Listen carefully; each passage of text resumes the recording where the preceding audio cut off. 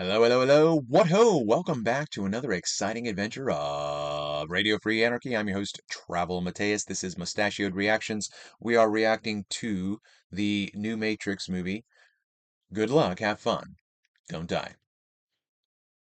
NPCs, signals, and the people who know they are playing. Welcome back.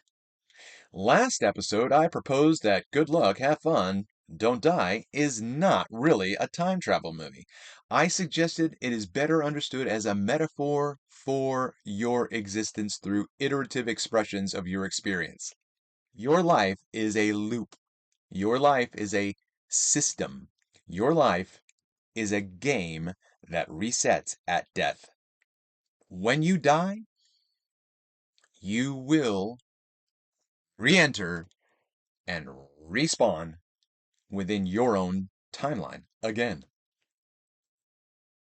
But I want to go deeper into one of the stranger aspects of the movie. Again, spoiler alert, you have to have watched this movie. Otherwise, it might not make sense to what I'm going to say. And the movie does this very subtly, very subtle.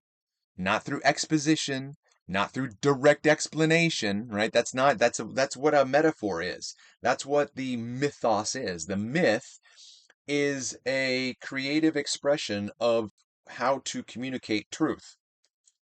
A myth communicates truth. It doesn't myth communicate truth. It it's a myth. Hello, sailor. Buy me a drink? Weezy, I'm not a sailor, I'm a frog. Cut the small talk and buy me a drink. But I don't even know you. Hey. You making a move with my girl? No, sir. He did too. He touched me. Ugh, go wash. You'll get warts. No, you see, that's just a myth. Yeah, but she's my myth. No, myth. Yes? What the hell? Through tiny fractures in the illusion, right? That's how the light escapes. You have to have cracks within the system. Like that's how Truman wakes up. There are cracks within the system. Like he says, that's weird. That's kind of like, why does that happen? And then he starts to wake up. The man from the future and the NPC problem. At first glance, the man from the future appears simply to be assembling a resistance team, right? The rebellion against the Empire. The deeper you look into the movie, the stranger it becomes because most of the characters don't feel like agents. They feel reactive. They respond. They follow. They participate. In fact, one of them takes the initiative and says, "We're not going to be able to da da da." So look, and then that person takes the initiative, and it's a new person that comes into the group of resistance. And then there are others who are completely unaware. All I wanted was a piece of pie. So this led me to this interpretation. What if most of the people in the movie are functioning like NPCs? They have nothing to contribute truly, really. But within the system, the NPCs have the ability to start to put pieces together. But you just don't know which ones are going to be doing it. You have to, yeah.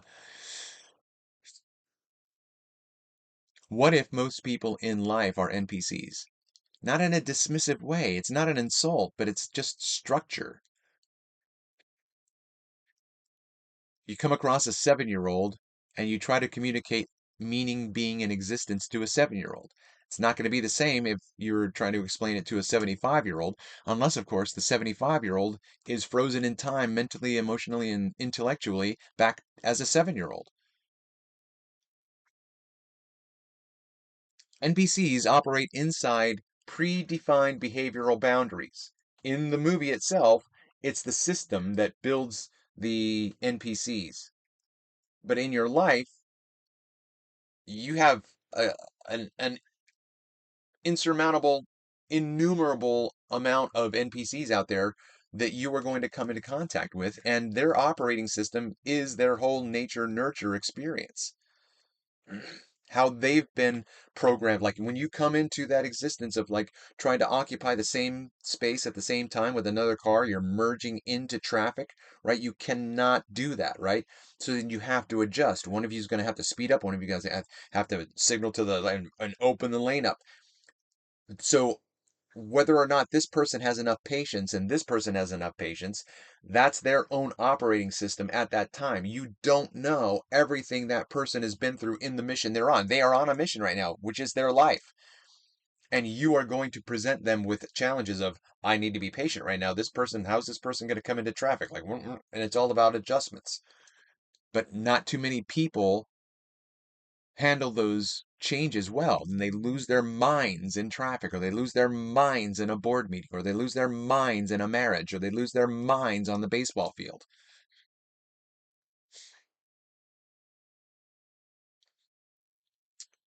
In the movie, the only one with full awareness is the man from the future, because the man from the future is an actual player in the game, right?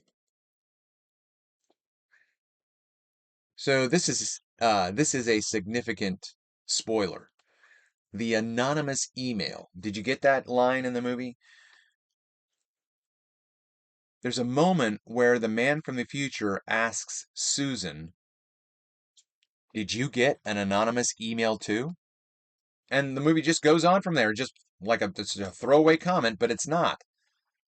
Nothing is explained, but that line matters because suddenly the man from the future is not the only one receiving signals. Someone or something is injecting information into the system, which means the environment is not fully closed. There are inputs coming from somewhere beyond the visible structure, and that changes everything because everything changes. There's another line that's significant where an NPC character says, I'm not getting paid enough for this. This is the scene where they are going to enter the house where the 9-year-old is building God in his basement, and he has parents who are making dinner. The mother says to the man from the future, I'm not getting paid enough for this. That's a character break. That's a fourth wall break. It's not dialogue. It's someone stepping back outside of the role they were playing. It's like, yep, I'm out, tapping out.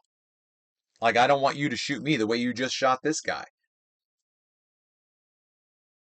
So that line breaks character. That line is a fourth wall break, which sounds less like dialogue and more like someone stepping outside of the role they are playing. So the mother all of a sudden says, I am not willing to play this part anymore and I'm going to step out of. She becomes aware. She's a performer. She has a role and there's compensation, but it's not enough for this. So now the movie introduces layered awareness. Some characters are asleep. Some are partially aware. Some are mission driven. And somewhere beyond all of them are the signals themselves, that each of those, the signals are there for everyone, and yet you have different iterations of awareness. Noise and signal. Signal is for those who are aware. Noise is just... Which brings us to what I think the real theme of the movie is. Noise and signal. How do you distinguish between random events? Fate, Neo. I don't like the idea that I'm not in control of my life. There is no such thing as fate, Neo. You are the only one in control of your life. So if your life feels out of control, check yourself before you wreck yourself. How do you distinguish between glitches in the matrix, coincidences, synchronicities, actual communication, meaningful patterns? The movie repeatedly introduces anomalies without resolving them, because that's the way life presents itself. Like, where is this going to go? What is this going to lead to? And that matters. The audience is left in the same position as the characters, trying to determine what is meaningful, trying to determine what matters, trying to decide whether something is merely noise or a signal. So the movie is not about saving the world in a literal sense. It's about navigating a layered system of operation where most people operate unconsciously. Some begin to notice anomalies, and a few begin acting intentionally. The question is not simply whether the world can be saved. The question is, can a participant within the system begin to recognize that there is a system? And if so, what changes once they do? Next episode, I want to talk about memory, repetition, loops, and why awakening in this film may not mean escaping the game at all. Actually, it might mean learning how to play the game. Good luck, have fun, don't die is a movie about memory. So let us remember the difference between noise and signal so that you can determine whether you stay trapped inside the loop or begin to understand the game you are actually playing. I have been your host, Travel Mateus. Until next time.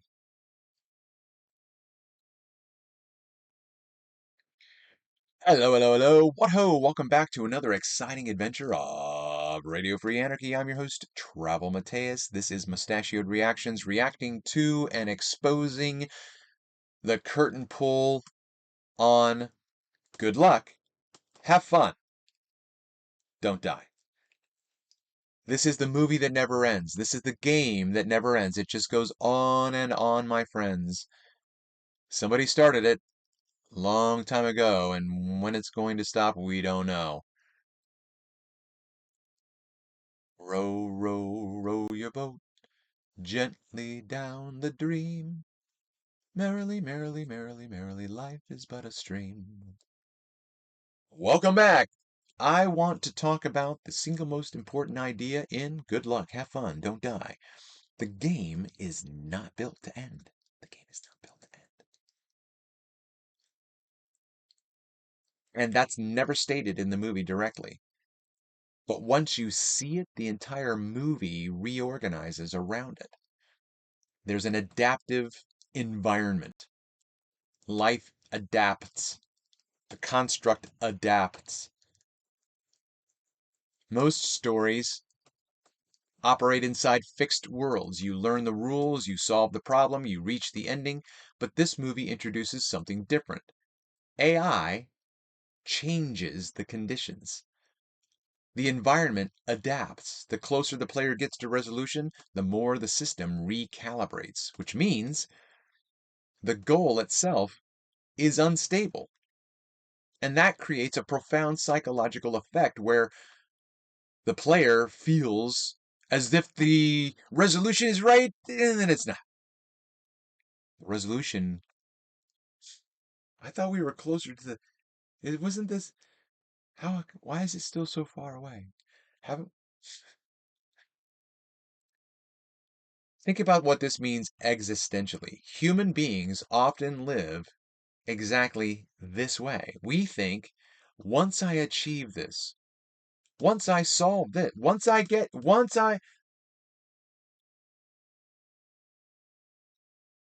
things are going to gel, things are going to stabilize, things are going to equal out. But it never does. Reality always adapts. New problems emerge. Remember, problems are not problems. They are potential solutions. Everything is a potential solution for you to solve. There are no problems. There are only situations that appear to you to be problems, but you know how to solve problems. So they are not problems. Reject these problems. Reject these challenges as problems. Solve them.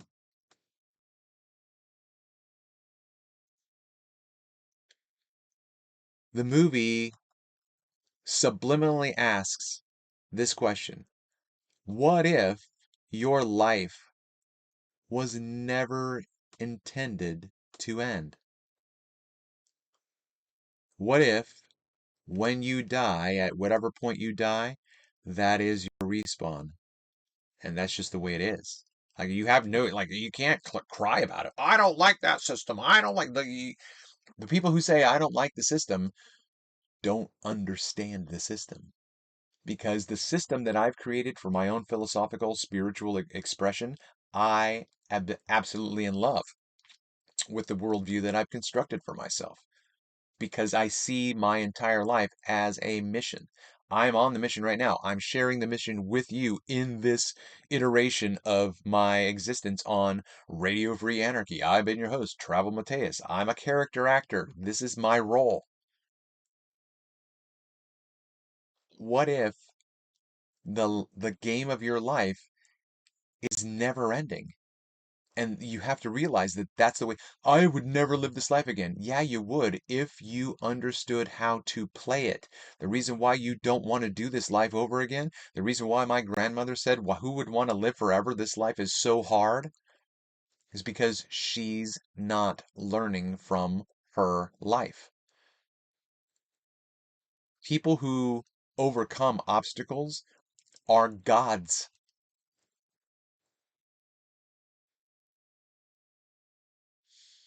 What if the movie of your life was never supposed to end? What if the purpose of your life is to refine through engagement? So, the War Games problem. Matthew Broderick, War Games. Shall we play a game? There's a famous line in.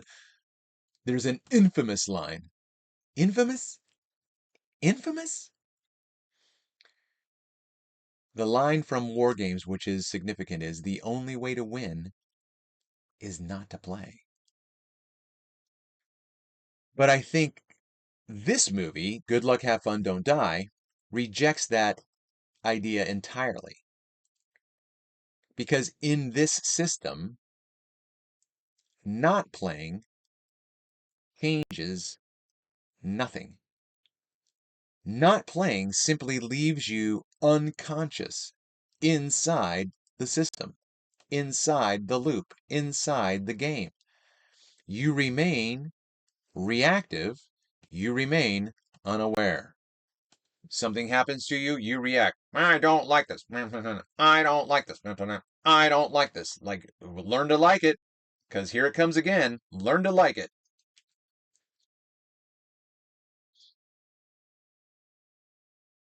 The only meaningful transformation comes through your participation.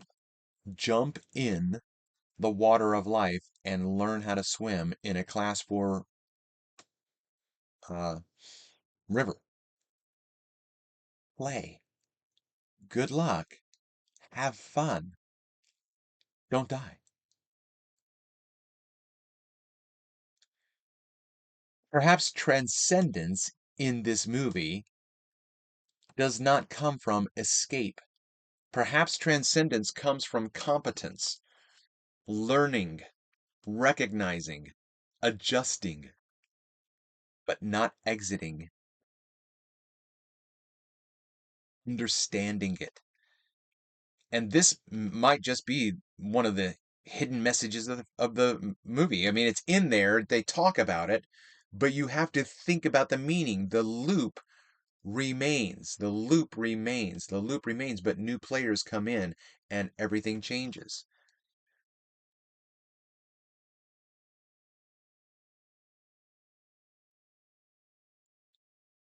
Good luck, have fun, don't die is not a story about how to prevent an apocalypse of the entire world. It's how to prevent the apocalypse in your own life.